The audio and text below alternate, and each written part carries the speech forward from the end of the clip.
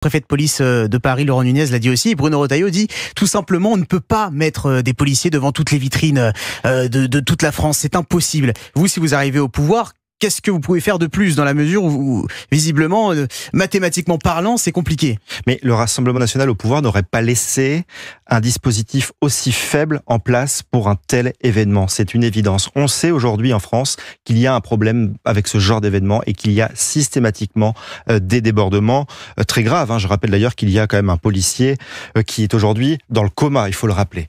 Il y a 800 CRS en France qui n'ont pas été mobilisés alors même que nous savions pertinemment qu'il y aurait des problèmes ce soir-là. Donc oui, c'est un échec du ministre de l'Intérieur, c'est un échec du gouvernement en général, et c'était un échec également, on peut le dire, d'Emmanuel Macron, puisque depuis qu'Emmanuel Macron est président de la République, l'insécurité ne cesse d'augmenter en France. Donc il faut agir, et puis il faut agir aussi pour renforcer la réponse pénale, encore une fois. On sait que dans les personnes qui ont été interpellées, il y a beaucoup de mineurs, et la délinquance chez les mineurs, c'est un réel problème. Quand nous proposons au Rassemblement national de supprimer l'excuse de minorité, le gouvernement et Bruno Retailleau s'y opposent systématiquement. Donc c'est bien beau de parler comme le Rassemblement national, comme le fait Bruno Retailleau, mais ensuite il faut agir concrètement comme le ferait le Rassemblement national et non pas comme le feraient les socialistes. Parce qu'aujourd'hui, Bruno Retailleau est responsable de ce qui s'est passé et Bruno Retailleau agit comme un socialiste. Et puis je dénonce aussi l'absence totale de Bruno Retailleau, parce que l'on sait aujourd'hui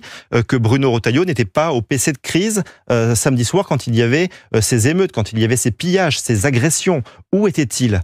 Que faisait-il? Était-il président des Républicains ou était-il ministre de l'Intérieur? Il ne faut pas qu'il oublie qu'il est ministre de l'Intérieur, qu'il doit à ce titre veiller sur la sécurité des Français, et en l'occurrence, aujourd'hui, il ne le fait pas. Alors, le ministre de l'Intérieur s'est montré tout de même très dur le lendemain, effectivement, des faits en conférence de presse. Oui, une fois que c'est passé, une fois que c'est trop tard. Il parle de barbares.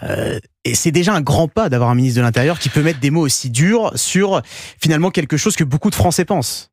Oui, mais évidemment, Bruno Retailleau parle comme le Rassemblement national. Mais Bruno Retailleau, encore une fois, n'agit pas comme le ferait le Rassemblement national au pouvoir. C'est bien beau de parler, maintenant il faut agir.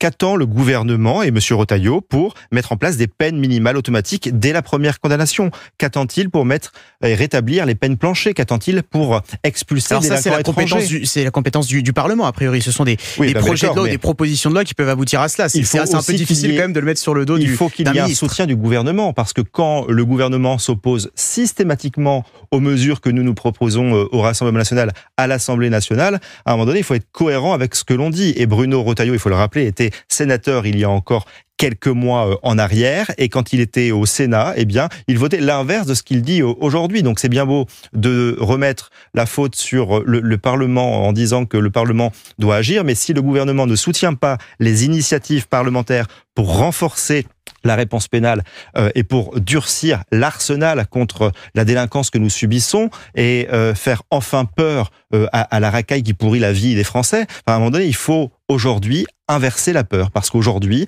eh bien, les délinquants n'ont plus peur, et donc il faut réinverser la peur, il faut qu'ils aient peur d'aller en prison et de payer cher leurs actes.